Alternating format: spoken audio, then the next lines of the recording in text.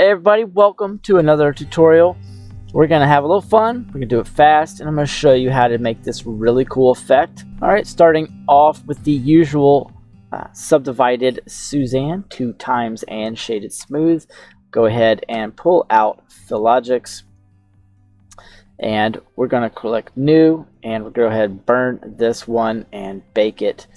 Like that, very simple, quality of 2, 1024, GPU, normal curvature, ambient, and bake.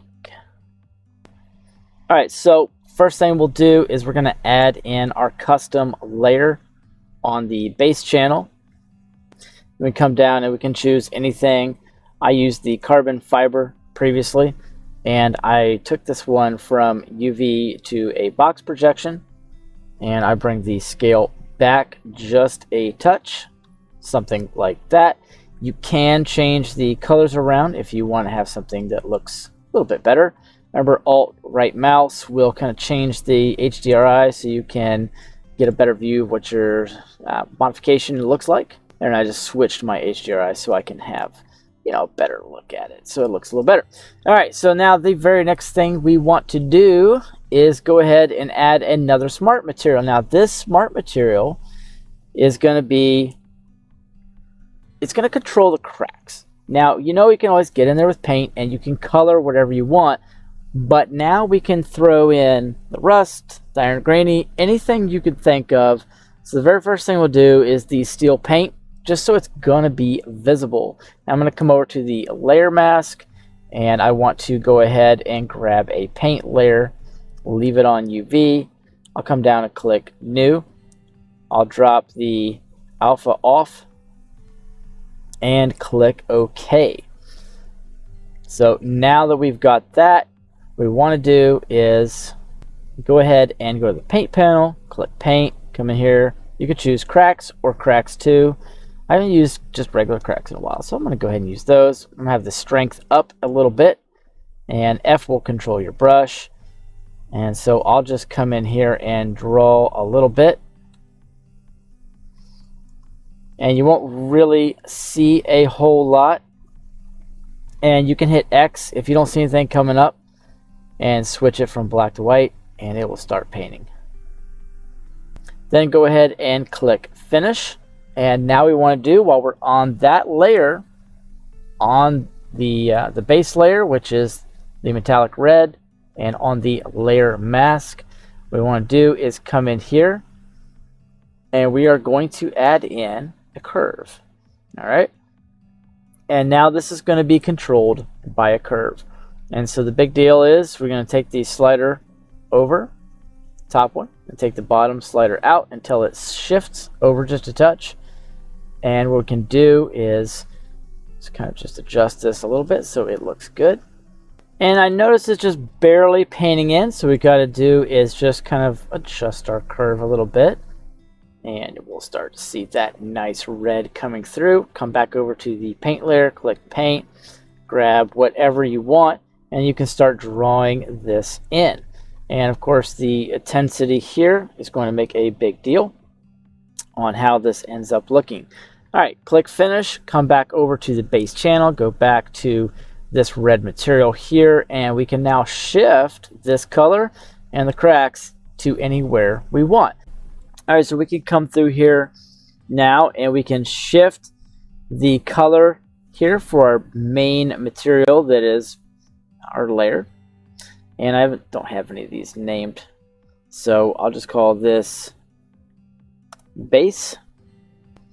Then I can call this one mask color. I just had another material there I was kind of messing with. Not important for what we're doing. So now under the mask color, under the base channel, we can go through and select a myriad of different colors, like the peeling paint, pretty cool. And you'll have the parameters down here to access. So you can kind of play around with however you want that to look. And this doesn't look too good, so what I'll do is I'll switch this to box, and then you get all those extra high details inside of there, so you can kind of mess around with the bump, and that means something at that point. And now I can take this, and I don't believe it's going to work too good with stuff like these smart material on top of a smart material on top of a layer, but we'll just look at it. I don't think it's going to work. No. And there's a workaround for that, but that will be in a different video. And so if I want that to be iron grainy for my cracks, give that a second to load. It is now iron grainy, and it's got the parameters. It's got the roughness setting, and it's got the bump, and I could either invert that or bring it in or out. Now, the cool thing is, you know, we're not done, right? You can do whatever you want with this thing. So on the mask color, I'm going to jump over to the layer, and I'm going to grab my paint, click paint again, and if I wanted to, you know, put in some leakage or something cool, and I can now paint that in as well. And it actually looks kind of cool. And it's coming in a little weird, but I overall like how it looks. Maybe not those specific pieces. There we go. As we kind of mess around with this thing for a second, you've got stains, and you can put those in. Maybe that's not going to show up unless we bring our strength up a little bit. Okay, that doesn't like that brush. So I think the gain has always been a good filler for me. And then I can kind of come in here and mess around with this thing a little bit. You hit X to switch it black to white. And if it's not, you know, it's not drawing in for you, that should work out pretty cool. Don't forget you've, let's click finish. Don't forget you've got hotkey V, where you can come in here and look at height and different things. Within, you can check out your normals, see how that's going to look. Go back to the material, look at the roughness and glossiness, and see what's going to show up. Subsurface, base, color, diffuse, and the like. And then, of course, you go back to the main material, and voila, alt right click, kind of investigate, see what you like, you don't like.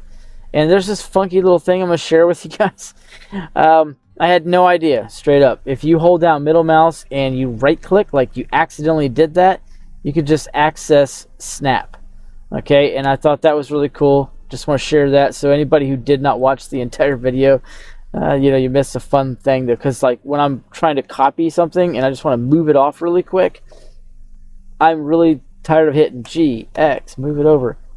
Now I can just middle mouse and right click on it, and it'll snap to access no matter where I bring it. Like right here, I can bring it back and just kind of get it out of the way. So there you go, guys. All right, guys, that's it. I always stay on top of the new releases. As you know, I work with the creator of the Philogix PBR Painter Pro, and whenever there's a new version, I do beta testing, make sure there's no bugs in it, and then I come out with some cool tips. So thanks for watching, and I'll see you guys in the next tutorial lesson.